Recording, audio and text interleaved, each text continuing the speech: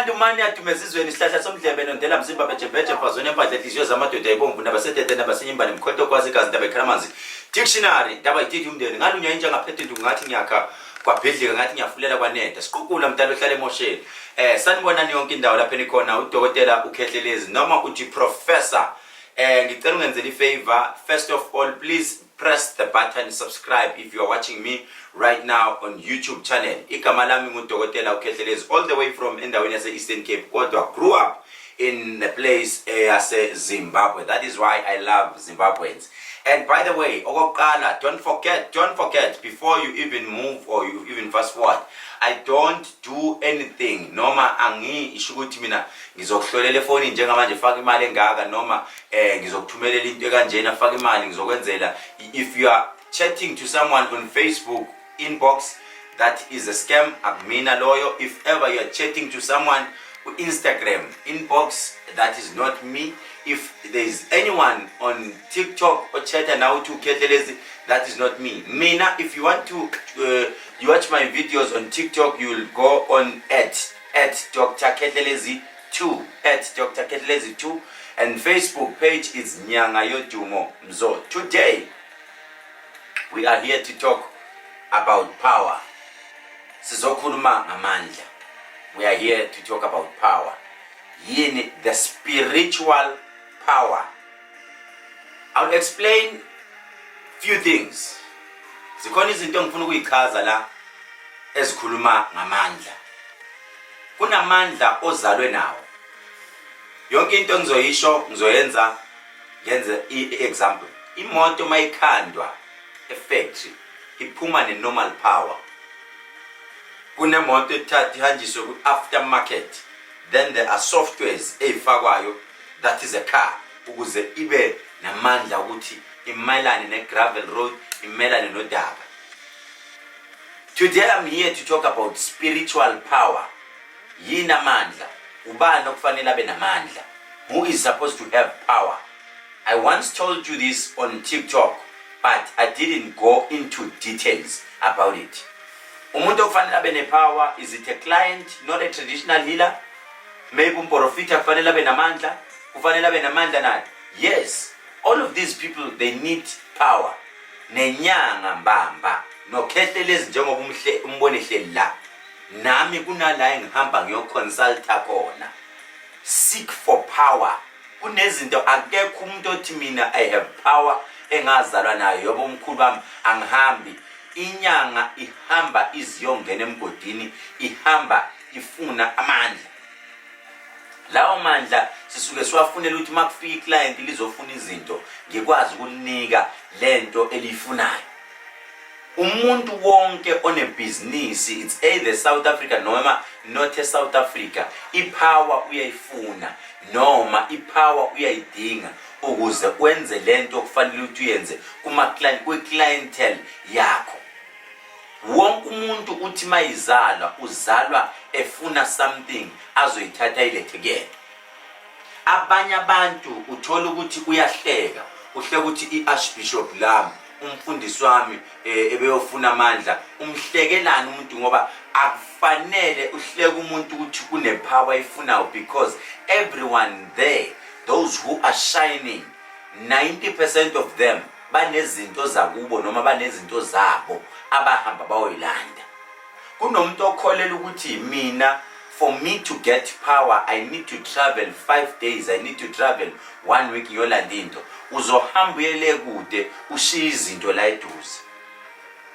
Noma ungaze wenzeni, you need power. Kuneyinhlanga lezinto ezifakwayo osikwayo bese kukhulunywe umuthi ufake kuwena. Kunentombazana njengamanje ebukayo ethi kade ngajola, yazi ngihlala ngithola abantu aba-right, nginayo inhlonipho yonke efunekayo, nginayo yonke into, kodwa nginenkinga ukuthi amadoda ayangilahla, avela ngilahle kanjani. The problem is umngani wakho hamba naye akakutshela iqiniso ukuthi kukhona ichibi noma kukhona amanzi awasebenzisayo. Nalawo manzi awasebenzisayo, it is not just water, it's either lo muntu okunika amanzi kunepower ahamba oyifuna ukuthi makabamba amanzi, la manzi ayenze lento oyifunayo. ayikhona ongizwayo khona ongangizwa. It's either the person lo othi wena akawusebenzisa umuthi ngizogcoma futhi ngiye angakaqedi yamantombazana ngizwa, or let me finish this one yamantombazana. Yamantombazana uthola ukuthi umngani wakho uyashada omumbi, uyamazi umngani wami ume kabi, umngani wami mumbi, ihairstyle akafanele kodwa uyashada. Ushade kanjani mina ngimuhle kanjena? Lo muntu it's because wahamba ufuna ipower.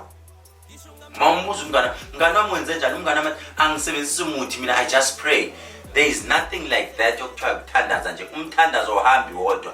It is either if you are praying, umfundisi wakho has the power asukume wahamba waya, it's either ko Ghana, Mozambique, Nigeria, Swaziland, Zimbabwe, Kenya, Ethiopia, wherever eyofuna amandla, so that if ever evulela isandla ethi izinto zenzeke. There are people who come to us bese sibenzela izinto. You look at inkanyamba, inyoka, inkanyamba enamakhanda amaningi. Inkanyamba uma sesizwile thina sizinyanga ukuthi uma ungahamba njengamanje uye Kenya kunomfulo kanjena okunenkanyamba lapho.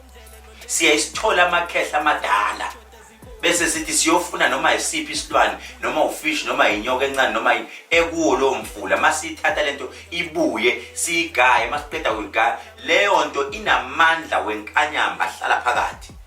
Asinqeni ukuthi lento siyithathe siyibize ngenkanyamba bese leyo nto siyithathe siyithake neminye imithi bese siyasuka siyagcaba. Namhlanje mawubuka la ubuka wena insizisi noma ubuka umuntu omnyama ongawazi ukuthi yini. There are a lot of things ezila ezizilwanyana eziphilayo. La kunokhozo olindizela phezulu. La kunamakhala entsha yamaphoyisa ehogelayo. La kunamafutha emfezi, imfezi inyokene phezulu. La kunamafutha esadawana, isadawana esingatholakali noma ikanjani. La kunegcolo lomdlebe odonsa into ekude. That is why namhlanje mangizokhuluma bengizofisa ukuthi ngikutshele ukuthi masakha isigubhu sisakha kanjani, kodwa angikho lapho. I'm here to talk about power. Kunabefundisi abathi mabefika athi umfundisi mina ngifunela ukuthi magquma phalaza bazongibona. Siyayisithathe lento ngikutshela ukuthi lento kahle kahle sekushoda ngo-oil wakhona ukuthi lento mangiyihlanganisa mangiqeda ngiyiqhude mangiqeda ngiyithathe ngiyisemathuneni sokuyisigubhu. Kahle kahle isigubhu lesi, but it's a topic for another day. But lento masiyithatha siyamthatha umuntu simgcabe, especially mawumfundisi simgcabe phansi la simgcabe le ibe phakathi. It is power. Bese simgcaba ngaphansi la ungabonakali khona ukuthi mayivula izandla ethandazela amanzi wakho ubone izinto ukuthi zenzakele. Kunabantu enilokweni bahlonipha nithi abawusebenzisa umuthi, it is by the power of God, by the grace of God. Never, there is no such thing. Akekho umuntu onitshela iqiniso. Amandla nasemandulo ayekhona, nakuphi ayekhona. NoJesu eBhayibhelini mbamba uyafika mayekhulunywa kuyahlonishiswa kuyafihlwa. UJesu ngelinye ilanga uthi akuthathwa amagxolo afakwe emanzini kwakhulunywa ngentelezi. Inyanga iyahlonishwa kakhulu ngoba yiye kwazi ukukhipha amandla iwanika abantu. Namhlanje ngizokhuluma nawe wena osekhaya. Uma ngikhuluma nawe usekhaya ngikhuluma ngalento. Don't think that you are too special noma ungacabanga ukuthi wena it is by your knowledge ukuthi mina I'm successful. You can be successful, but into yakho nihambi iwe because ukhakhayi lwakho lusuke luthambile. You must make sure ukuthi there is a place where you go and consult, because uthi mawuhambe endleleni kunala ubuye ushayise khona uthola ukuthi abantu basebenzisa izinto ezi very powerful, and when uthola ukuthi weak, yes you might say mina angisebenzisi lutho ngiyakhulekelwa.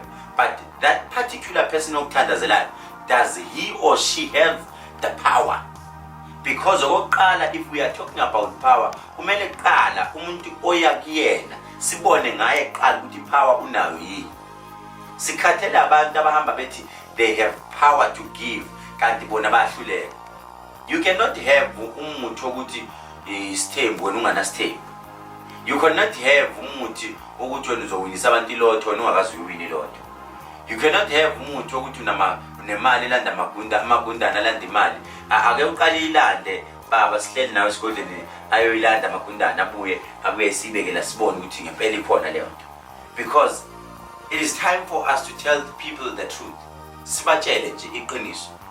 Ipower mawuzofuna ipower awuyiceli kuma comment section njengamanje uthi you want power. No. You come to the traditional healer oya umthandazi enyangeni nihlale phansi. Kunezinto esingeke siyikhulume ku social media, but masihlala phansi ufike uyitshele inyanga nje, and you must be able or you must be prepared to pay. That is a sacrifice. What is a sacrifice? Masikhuluma nge-sacrifice, we are talking about what are you going to spend to take whatever that you are coming to take, and ask for the advantage and the disadvantage. Most of the time, imithi always have the advantages, especially izinto zokuphakama. But the thing is, you get too excited and you tend not to ask about the disadvantages. Even this one, there's a lot of advantage. Too much advantage. But if you get to me, buza mina, and yeke lento yokuthi niye kubantu nifike mina baba ngicela ungahloli ngizothatha ukuthi nokuthi. Why? That is the biggest mistake, because the first one, you need to consult. Sibone ukuthi ungathola ukuthi wazala uyiwele, mawuzala uyiwele, there are rituals wamawele kuqala before unikwe. Ungathola ukuthi ekhaya kini kunobantu abafa bengaxolelene, umuthi ngeke usebenze kuwe labantu bengaxolele. Ungathola ukuthi wena ekhaya kini kunabantu ongabakhulumisi, but you are expecting idlozi to give you the blessings. Ngeke kuze kusebenze. Ungathola ukuthi wena kunesisu wasikhipha noma wakho kunesisu ayikhipha before kuzale wena. Lezo zinto zidala ukuthi kungasebenzi umuthi, ziyaphazamisa. Uzothola ukuthi wena kunezimali wayintshontshe ekhaya ezinesalukazi esikhalayo. Lezo zinto zonke kumele siqale sihlambulule. Umuthi awukwazi ukusebenza vele kini kunesiphithiphithi esikhona.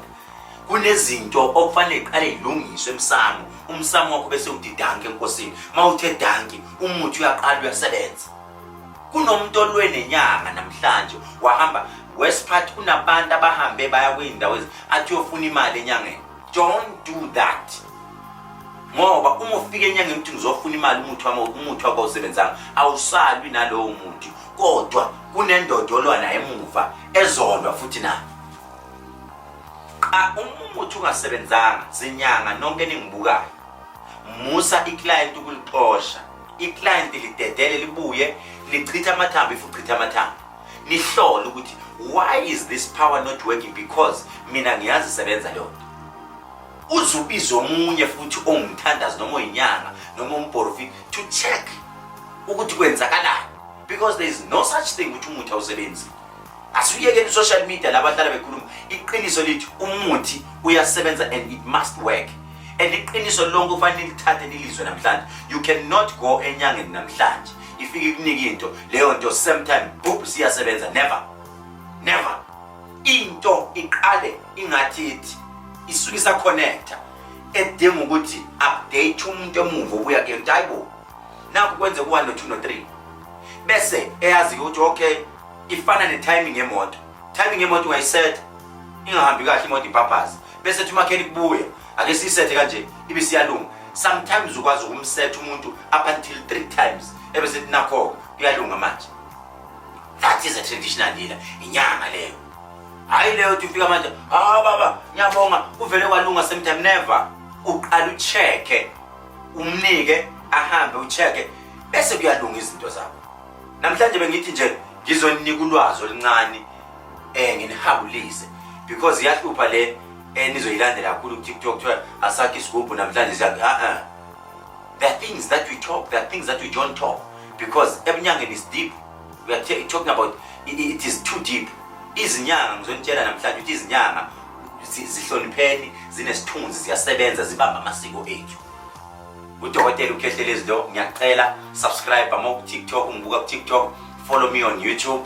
YouTube is Dr. Khehlelezi. Amanamba ami it's 071 130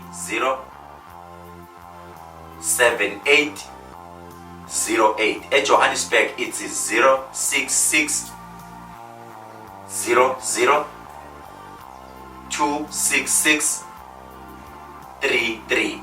And then YouTube it's Dr. Khehlelezi. Facebook page Nyanga Yodumo. Don't forget, I do have a pharmacy in Johannesburg, corner Ilov and Commissioner. It's CCMA building. I do have a pharmacy in Pietermaritzburg, 176 Pietermaritzburg. Likhona i-pharmacist nayo. Sinayo i-pharmacy elaphana eThekwini, laphana number 407 Salmon Grove, laphana ku-Anton Lembede. We do have a pharmacy in Cape Town, number 30 Water Kant. Sinayo i-pharmacy khona. Otherwise bafowethu, uNkulunkulu anibusise, ngiyabonga kakhulu. Every Sunday siyakhonza igama sithelo sika Jehova, likhona futhi naseGoli, likhona naseMtubatuba. Ngiyabonga, uNkulunkulu anibusise. Wena ofuna ukuhlola, don't forget ukuthi inamba nazi zikhona phansi la, uyafona, i-appointment by appointment. Ngiyabonga kakhulu.